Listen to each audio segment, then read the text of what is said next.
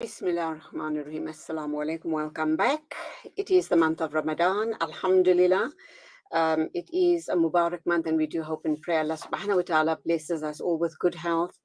And just, to be in the spirit of Ramadan, to spend it with our loved ones and to get the most out of this month of spirituality. And inshallah, let's carry it over even post Ramadan. Now, we do know that the Quran requires us as Muslims to fast during the month of Ramadan from sunrise to sunset. However, there are exceptions to this.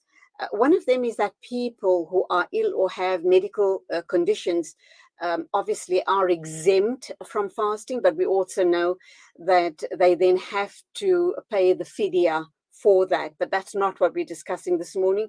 We are going to be discussing diabetes and how to take care of yourself during the month of Ramadan. Of course, we do know it can be challenging, and I also should imagine that this type of prep needs to be done probably way before Ramadan. So let's talk to the specialist, the person in the know. And that, of course, is a medical health professional, none other than Dr. Zareena Angamia. She is the consultant endocrinologist based at Hani Baragwanath Academic Hospital. And she's going to unpack all of this for us this morning on the show. Dr. Zareena Angamia, assalamu alaikum to you. Welcome to the program. Lovely to have you on the show. Walaikum salam. Thank you for having me this morning. Okay, so it's a little bit late to be talking about this. We'd like to do it a little bit earlier, but I suppose anything is a good start. So absolutely. You know what, Zareena, that thought crossed my mind this morning as well. I said to myself, we're into the 7th day of Ramadan already. We should have covered this last week, but we were banking on, the first Tarawih being on Wednesday, and my first show would have been on Thursday.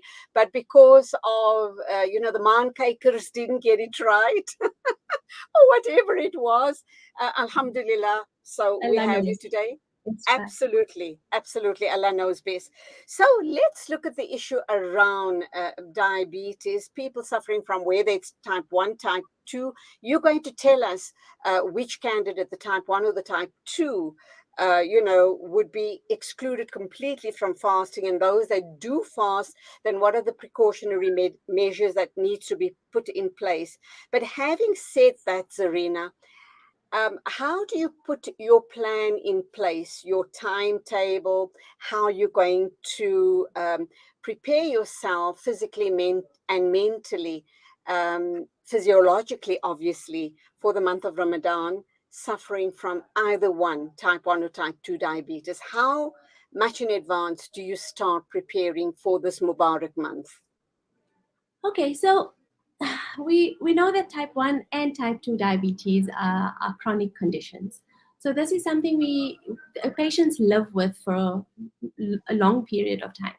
The prep for Ramadan starts at least 6 to 8 weeks before Ramadan. Ew. So a visit to the doctor, to your doctor, a doctor that you have a relationship with, who is helping you manage your disease, is important 6 to 8 weeks before Ramadan.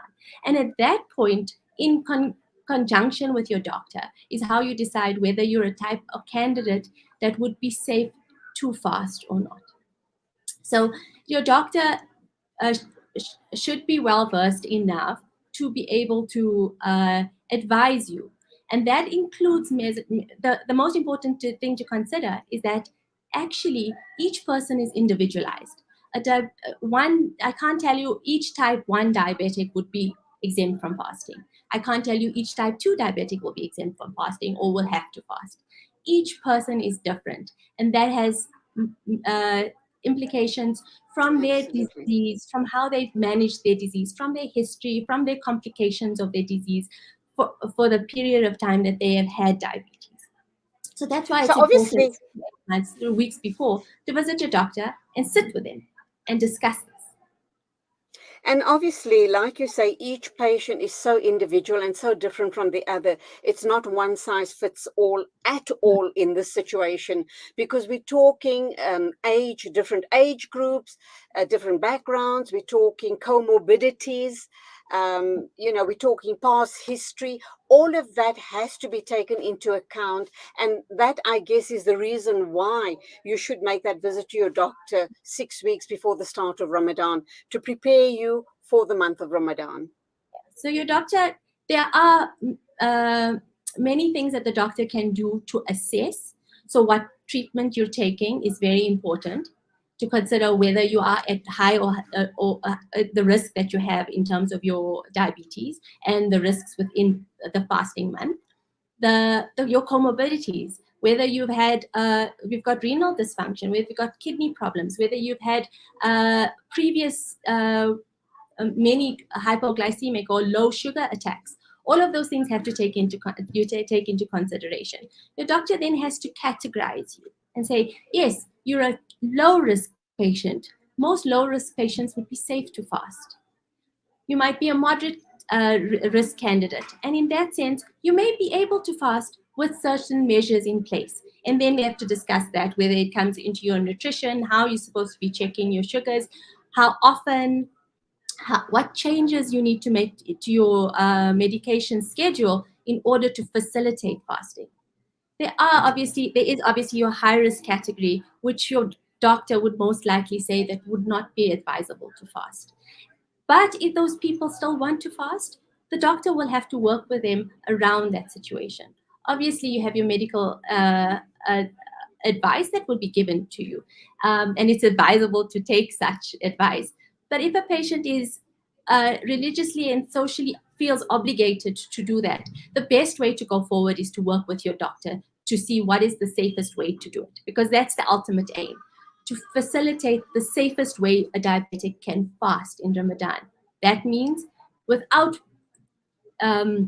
deteriorating your control significantly, not implicating your, not being at risk for severe hypoglycemic attacks, and endangering yourself, because those are the major things. You can have low sugars, you can have high sugars, you can have severe dehydration, or your control for your diabetes, which will impact your long-standing control of your disease process, can be affected by the month of Ramadan as well. Okay, we're going to look at all of those issues and more. We're going to talk about people who are negligent. We're going to talk about people who, and through negligence, what type of outcomes can we see in the month of Ramadan. I'm also wanting to talk about young people, preteens and teenagers, if there's a history in the family, if there's a genetic disposition to, of diabetes. How do we pick it up? How do we make those people safe? Do we ensure that they're tested timelessly? All of that and much more, inshallah, right after the ad break. So let's go for that first ad break of this morning. I am talking to Dr. Zareena Angamia, Consultant Endocrinologist based at Chris Hani Hospital. If you have any questions or comments, please do become a part of the conversation. You can hook up with us via any one of our social media platforms. Do stay with us. We'll be back with you in a minute or two.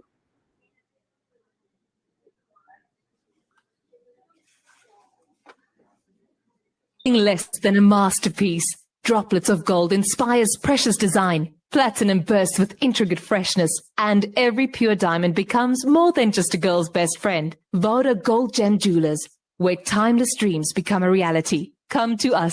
We tailor-make designer gold, platinum, and diamond jewelry. Trade in or remodel your old gold. Clad yourself with classy name-branded watches. We offer insurance valuation and free zakat calculation. Visit us at 534 Ridge Road, Overport, or call 031 208 9142. Voda Gold Gem Jewelers, manufacturers of fine gold and diamond jewelry. Southern Africa Dawah Network is a non-profit organization striving to uplift the disadvantaged and empowering through education and dawah. Donate to the SADN centers, the MA Motala Islamic Center, as well as our Islamic centers in Amoti, Imtalumi, Botshabelo and Castile. Donate your zakat and lillah today. Contact Farooq Sheikh 076 321 0650, Yusuf Mohammadi 072 259 3457, or the SADN head office 031 304 8000. Our account, Standard Bank, account number 050-856-294 for your zakat, or 050-879-790 for your lillah. Dawah through education, education through Dawah, the Southern Africa Dawah Network. Freedom Stationery supply Marlin and Marlin Kids pens to me and my school friends. They supply just about everything we need to help us get a better education, from books to files to rulers. In fact, any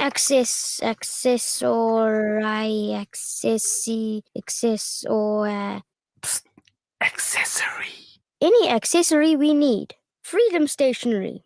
Education for the nation. What does accessory mean?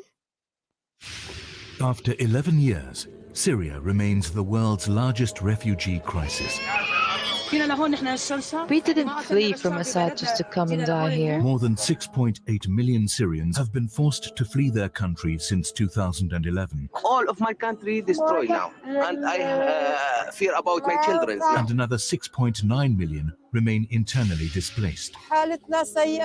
Our condition is very bad. We have no proper tents, nor a proper living. I have 10 children and we do not get any aid. The vast majority, approximately 5.2 million refugees, have found refuge in neighboring countries such as Turkey, Lebanon and Jordan. Penny Appeal South Africa has been distributing hot meals and food parcels to food insecure families and provided mobile housing to those in need. Your donation, no matter how small, can make a big difference. Visit our website www.pennyappeal.org.za or call us on 031 110 0573. Penny Appeal South Africa. Small change, big difference.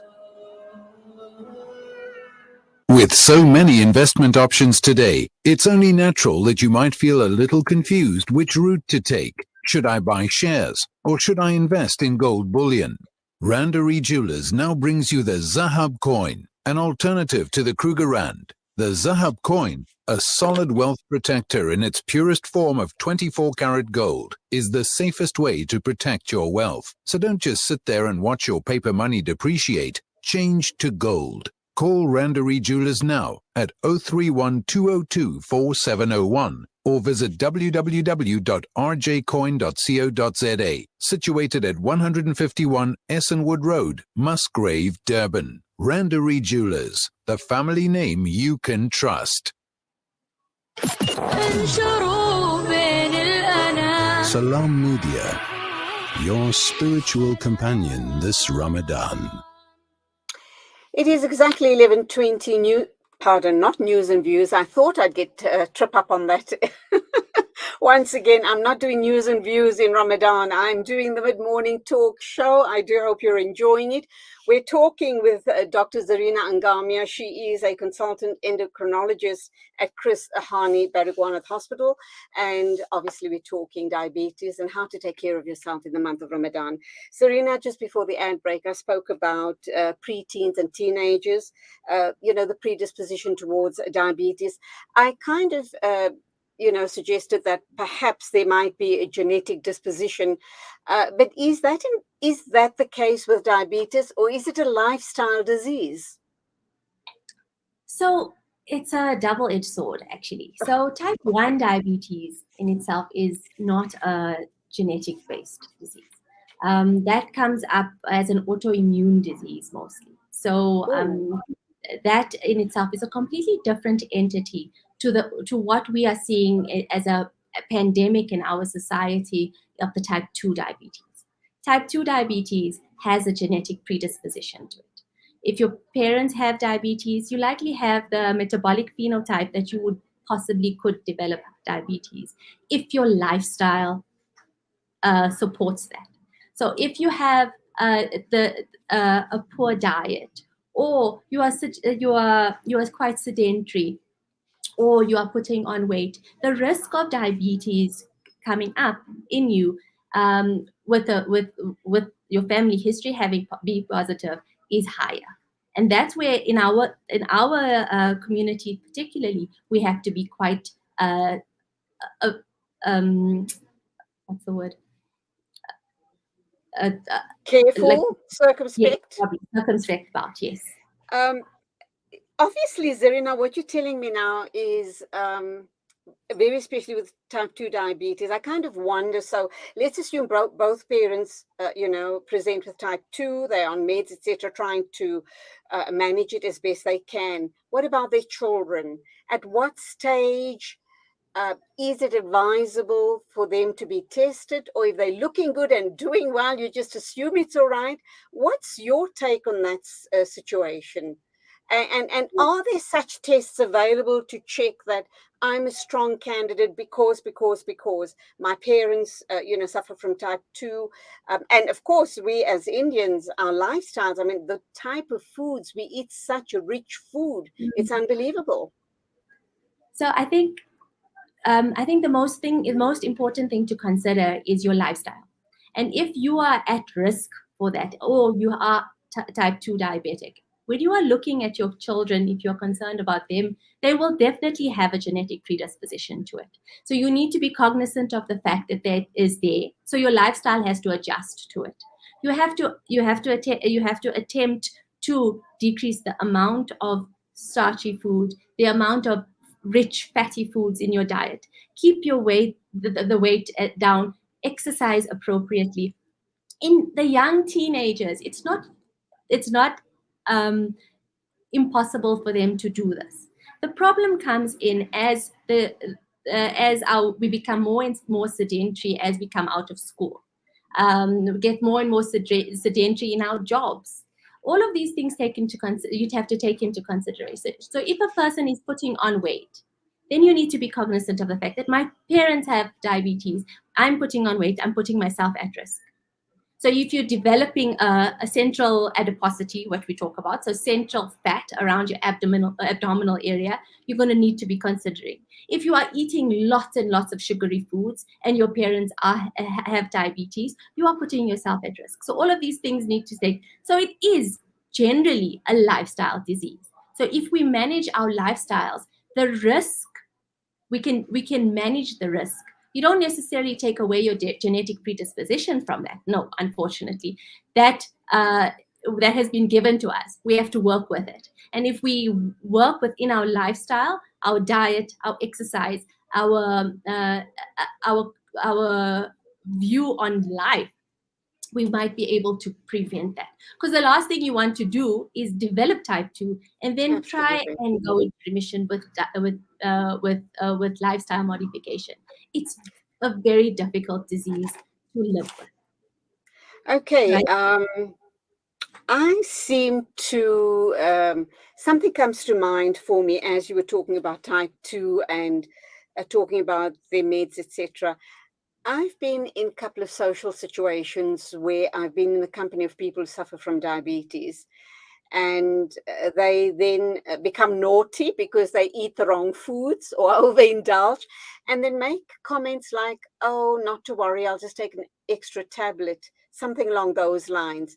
Does that make sense to you? Is that going to prevent, damage or an onset of some sort of a diabetic attack? What happens in a situation like that? What is going to happen? Let's assume the person forgot to take the extra dose of medication. What is that outcome going to look like?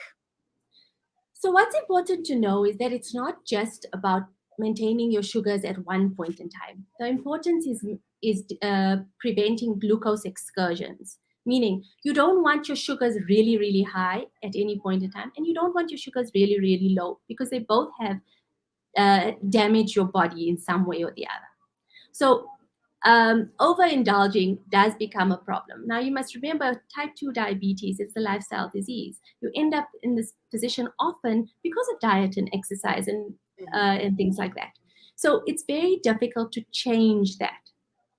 That's why it's important that we instill these things from young in our children, that we involve them in healthy life choices when it comes to education, when it comes to exercise and food and dietary advice. Okay, so that's the most important thing. So it's also important to note that if you are self-medicating, it can be dangerous.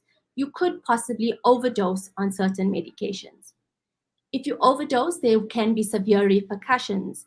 firstly in your glucose levels, or could damage your actual organs in your body. So it's not something we ever advise.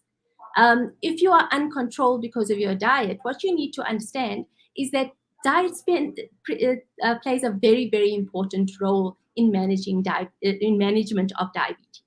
If there's too many glucose excursions because you're too overindulgent, it's going to be a problem long term. So if you're going up and down, that's a bigger problem than if you're remaining stable in terms of your glucose control. The other thing to note is that there are many, many different types of medication we have available to us for people living with diabetes now. So it's very dependent on which medication you're using. If you're going to overdose over on something like insulin, it can be extremely dangerous. You can end up in comas. You can end up with brain damage. You don't want to risk things like that. Gosh, it sounds terribly serious.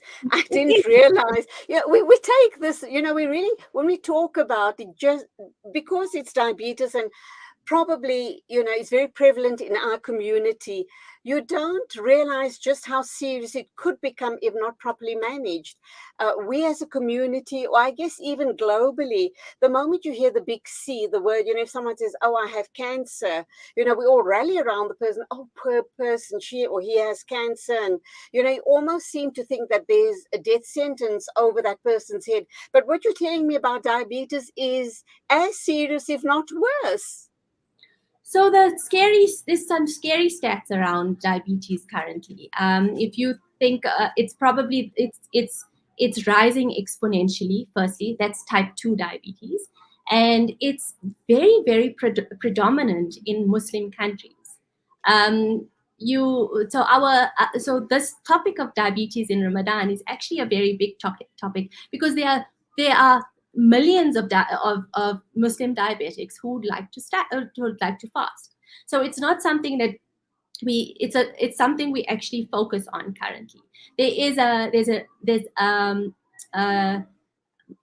a group of people who have actually put out guidelines to help medical professionals in assessing their patients, and guidelines in terms of how to treat these patients, how to work with them to fast safely in Ramadan. So those resources are available to the medical practitioners. What we need from patients is that they go to their doctors, that they sit with them, that they ask them the questions, that they be honest with them and say, I am going to fast. I would like to fast. Is it advisable to fast? Is it not advisable to fast? And when we make that decision, we can then move forward as to what changes, this is the medication I'm on, what changes do I need to do? Because I am fasting the whole day. What do I cut down my insulin? Do I cut down my metformin? Do I swap the possibility of swapping the daily dose to the iftar time and taking a smaller dose at zuhur time? All of these have to be considered and can be considered, but only once you sit down and discuss this with your doctor about 2 months before Ramadan, so you can prep. In particular, the next step would be then to meal prep. So you've got a system where you can facilitate a Ramadan nutritional planning. What should I be eating in Ramadan? How can I control my sugars better? Which foods can I have at suhoor, at iftar? What should I be avoiding? How do I maintain my hydration status? And all this advice can be given to you by a medical practitioner. That's if we can get our patients to us. Zareena, let me ask you this question then. Let's assume that your spouse is a diabetic. So we're not even sure what the children's, situations may be as they grow older. So it's normally the wives that look after the husbands, don't they? We're very vigilant and make sure that they eat all the right things and take their meds on time, etc., etc. So if you prepare, meals that are suited for a diabetic's diet and decide that the rest of the family, whether let's just assume they don't suffer from diabetes, that the rest of the family eat of the same meal, it ain't going to do them any harm, is it? If anything, it's going to enhance their health and well-being. Am I correct in thinking that? Absolutely. So if you look, this Ramadan nutrition plan that I'm talking about is based on the guidelines that I was discussing. It's a conglomeration of countries that have of endocrinologists and medical practitioners that have gotten together and written up guidelines. This guideline will give you can give you an idea of what is healthy. So you have a basic plate plan where you have complex carbohydrates, fruits, vegetables, a fruit, a lean meat, and in that sense, there's absolutely no reason why it can't be a normal diet. It's a healthy diet that it avoids too much sugary foods such as desserts, such as sugary drinks, fizzy carbonated drinks. All of those things are taken into consideration. And if you are of the genetic profile to develop type 2 diabetes, this type of diet is beneficial for you long term. And if patients and the community get used to eating a better form of a diet, we might have a little bit of a way we can get into overcoming this type 2 diabetic pandemic as such. You mentioned insulin just now, and I'm kind of wondering about insulin. Let's assume somebody is absolutely insistent that they're going to fast, but they take these injections. I'm not quite sure how serious your, situation is. I'm not sure which is it, type 1 or type 2 people who are more dependent on the injections, but whichever it is, what happens if you decide to fast and during the course of the day find that you need a shot of insulin? Does that break your fast? So you decide, I need to be well, but I'm going to continue my fast. What is the ruling as far as that issue is concerned? So medical and Islamic scholars have gotten together, and there is a standard view that both checking your insulin, but checking your sugar levels, as well as taking insulin, does not negate your fast. Okay, so checking your sugars on a regular basis does not negate your fast. Neither does taking insulin. However, there are times when you as a person living with diabetes who wants to fast is obligated to understand that there are times that you will have to break your fast. So when you are checking, you with your medical practitioner have to sit down and you have to understand how you're going to facilitate safe fasting. In order to facilitate safe fasting, you have to be willing to check your sugars. So a lot of people do self monitoring of your blood glucose. So they prick themselves and they check themselves on the machine. Some people do have other continuous glucose monitors, which help so they can flash and check without pricking. But those things will need to be done up to 7 times a day if you are a very brittle, high-risk candidate. Okay, so in terms of that does not break your fast. However, if you do find that your sugar is below 4, or your sugar is higher than 16, or you are feeling really ill, or you are becoming confused, or you're very dehydrated, all of these things have to be taken into consideration. And at that point, whatever time of day it is advisable that you break your fast. And that has to be decided prior to you initiating fast. Because once you fasting, nobody really wants to break their fast. But if but the most important thing is that you do not put your body at risk. And Allah Ta'ala believes that, has told us that too, that you are not risking yourself by fasting. That's why we have the exemption for people who are ill. So if your sugar, let me reiterate that if your sugar is less than 4, if your sugar is greater than 16, it is advisable that at that point, whether it is 5 minutes from iftar, it is not safe to then continue a fast. And that's the most important thing. You're so right when you say Allah subhanahu wa ta'ala won't give us a difficulty and impose difficulty or restrictions upon us, because we need to also realize that our bodies are an amanat from Allah subhanahu wa ta'ala, and it's our responsibility, because Allah is Ghafurur Rahim. It's our responsibility to take care of that amanat and do everything in our power to make sure that we are sensible and we do the right thing as far as our bodies are concerned, because we put a lot of emphasis on the spirituality in the month of Ramadan, in the month of Ramadan. But taking care of our bodies as well is also an ibadah. Alhamdulillah. I just want to move. Can I just ask you this one question, then you can respond to both? All along, we've been talking about patients that suffer from type 2 diabetes. You indicated that type 1. Indicated that type 1 is an autoimmune disease. How different are they? And what you've just shared with me now, would the same rules then apply for a type 1 diabetes patient and a type 2 diabetic patient? So it's important to note that type 1 diabetics, when they're initially diagnosed, they're usually diagnosed a little earlier in life. So you do get very young type 1 diabetic patients. And in that sense, our very young diabetic patients shouldn't be fasting. The problem comes in with our adolescent diabetic patients, type 1s. And that's when they start fasting. It's initially very hard. And they're also they're coming to grips with their treatment in itself, and the disease diagnosis is a big issue as well.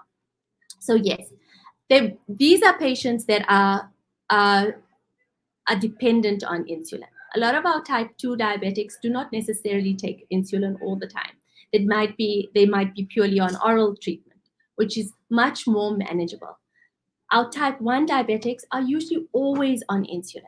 And that's the importance is to ascertain how they're going to manage fasting. So we would need to ascertain what type of insulin they're taking, because you get different types. You get the ones that they are taking basal bolus, perhaps. So they're taking 2 types of insulin at different times of the day. They have to sit down and you have to decide, are you going to decrease these insulin amounts? What time, how are they going to take it? When are they going to take it? And how much are they going to take it? How much are they going to decrease it? These type of patients need to check their sugars quite regularly. And if it's low or high at the levels that I discussed, they would have to break their fast. Some people who are lucky enough to have what they call continuous glucose monitors, which monitor their sugars throughout the day, are better facilitated to check their sugars much more regularly and watch it. And that being said, changes still do need to be made to the pump into how much insulin is going to be prescribed for that period of time and entered into the pump. So all of these things need to be discussed and assessed by the doctor, and decisions need to be made. And obviously, some of it is trial and error. If they happen to have a hypoglycemic attack, they need to then subsequent act the next day. They probably needed a little bit less insulin than was prescribed the previous day. Or was it that their diet was not sufficient? So all of these need to be taken into account. That's why it's so important, as I mentioned initially, is that everything is individualized for each patient. And obviously, earlier on, you did mention that the healthcare professionals have come together to put all of this information together to make it easier for Muslim patients in the month of Ramadan. And I also am aware of the fact that the Islamic Medical Association does sterling work in this regard, not only for diabetes, but for other conditions as well, heart conditions and everything else. So on that note then, let's wrap up. Is there anything that we still need to share with our viewers and listeners this morning? Something we might not have touched on as yet? I think the only thing else I want to say is just for people living with diabetes, that it's important to understand that the doctor is working with you. It's not that the doctor doesn't want you to fast. It's not that the doctor wants you to take extra medication or anything like that. What we want to do is ensure that it's done safely. And especially your Muslim health practitioners, they understand the importance of observing this fast. And then also to understand that if you are advised not to fast, it's not going to be looked frowned upon, and that has to be considered, because a lot of our patients, especially our elderly patients who might be brittle in terms of their comorbidities, in terms of their frailty levels, and still want to fast, it's something that we have to think of. I think And they feel very guilty because they've been doing it all the years, and it's such a big part of their lives, and it's so ingrained, embedded in them, because it's part of this whole spirituality for the month of Ramadan, and they feel that if they don't fast, something's not missing, something's just not right. Of course, it's understandable, and most health practitioners will understand that. So they will facilitate as much as they can. But just to come forth and sit and discuss with your with doctor would do wonders for your safety and your ongoing care in Ramadan. Alhamdulillah. Dr. Zareena Angamia, what a pleasure talking with you this morning. Thank you indeed for your insights and all your expert advice regarding fasting in the month of Ramadan. Inshallah, next year, this time, we'll make sure that we hook up with you much earlier, perhaps a month in advance. But of course, point well taken. Shukran very much. May Allah subhanahu wa ta'ala accept all your efforts. Keep us in your du'as, and salamu alaikum to you. Jazakallah for having me. Ameen. Assalamu alaikum. That was Dr. Zareena Angamia, Consultant Endocrinologist based at Chris Hani Baragwanath Academic Hospital, giving us some very, very important and sound advice regarding how to manage diabetes in the month of Ramadan. It is exactly 11:44 a.m. Standing by to talk to us next is Rubina Gur. She's going to be talking about the translation of the Holy Quran. She's also going to be talking about all of the work that she's involved in here in South Africa. Please do stay with us.